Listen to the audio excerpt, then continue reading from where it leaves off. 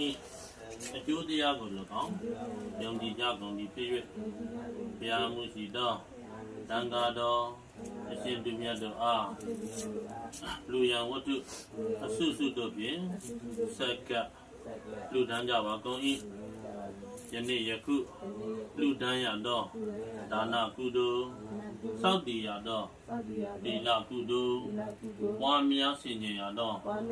ဘာဝနာယကုသိုလ်အစုစုတို့၏ကုသိုလ်ကောင်းမှုကြောင့်ဘဝတပါပြောင်းရွှေ့သွားသောမလကီဒီယနေ့ယခုလူဒန်းရတဲ့ကုသိုလ်ကောင်းမှု၏အဖို့ပါကကြောင့်ရောက်လေရာဖြစ်လေရာဘဝတိုင်း၌အသက်ရှိရှိကျမ်းကျမ်းမာမာချမ်းချမ်းသာသာနေနိုင်ကြပြီလေပညာရှိသူတော်ကောင်းတို့နှင့်ပေါင်းတင်ဆက်ဆံရ၍မိမိကိုယ်တိုင်လည်းပညာရှိသူတော်ကောင်းများ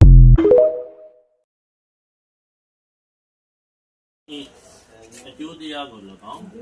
ယုံကြည်ကြကုန်သည်ဖြစ်၍ဘုရားမှုရှိသောသံဃာတော်အရှင်သူမြတ်တို့အားလူရန်ဝတ္ထုအစုစုတို့ဖြင့်ဆက်ကလူဒန်းကြပါကုန်၏ယနေ့ယခုလူဒန်းရသောဒါနကုသိုလ်စောင့်တည်ရသောသီလကုသိုလ်ပွားများဆင်ခြင်ရသောဘာဝနာယကုသိုလ်အစုစုတို့၏ကုသိုလ်ကောင်းမှုကြောင့်ဘဝတပါပြောင်းရွှေ့သွားသောမလကီဒီယနေ့ယခုလူဒန်းရတဲ့ကုသိုလ်ကောင်းမှု၏အဖို့ပါကကြောင့်ရောက်လေရာဖြစ်လေရာဘဝတိုင်း၌အသက်ရှိရှိကျမ်းကျမ်းမာမာချမ်းချမ်းသာသာနေနိုင်ကြပြီလေပညာရှိသူတော်ကောင်းတို့နှင့်ပေါင်းတင်ဆက်ဆံရ၍မိမိကိုယ်တိုင်